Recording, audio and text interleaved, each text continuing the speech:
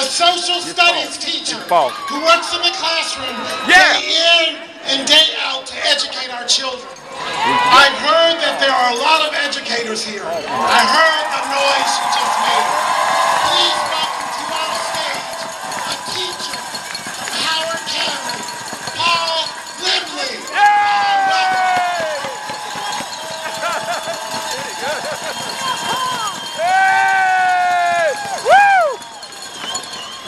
Hello. Hey, Paul. Thank you for coming. Welcome. Are you here because lately you feel a little bit attacked? Yeah! Hell yeah! Have you had a friend ask you if we don't already spend too much on schools, why you should have a pension or a union at all? Not only yeah, but hell yeah! I hope to give you three things to think about: an analogy, a concern, and a promise. First, the analogy, which has to do with unions in general. When I teach, I refer to the Bill of Rights as a list of things that the government can't do. Cruel and unusual punishment, interfering with the press, discrimination. Unions, like the Bill of Rights, are a check on the government. Oh, woo! They limit what the government and corporations might be able to do to us individually. To those opposed to big government, I say you shouldn't be opposed to unions. You should love unions. Yeah! Why?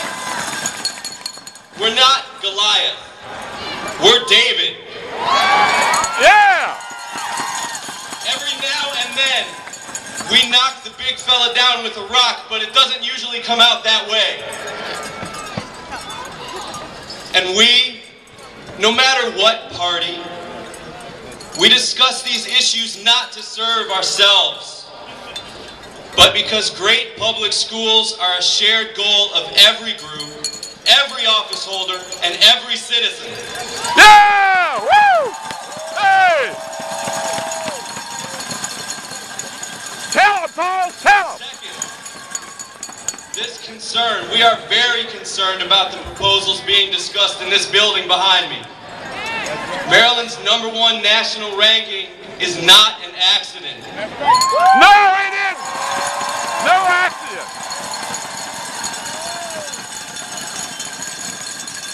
Maryland's educators build America's collective future in every student, using artistry and science every day with victims of poverty, crime, abuse, neglect, and broken families.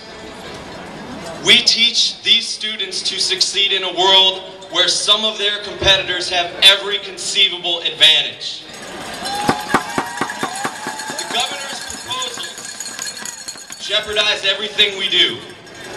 Early intervention, class size, teacher recruitment and retention.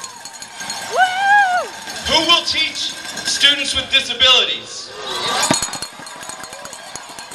Will educators flee the tough schools, the hard-to-teach students, and the more challenging subjects? Finally, the promise. When elected officials promise proper funding for schools and retirement security for state employees, we hear it as we want our students to hear it when we tell them a test is coming. It's a promise, and we don't break promises. No! Hell no! We expect our elected officials to provide an environment in which we can successfully carry out our mission and our promise to educate. So we're here to say it in a language that everybody here can easily understand. Keep our promise! Keep our promise! Keep the promise! Promise! Keep the promise!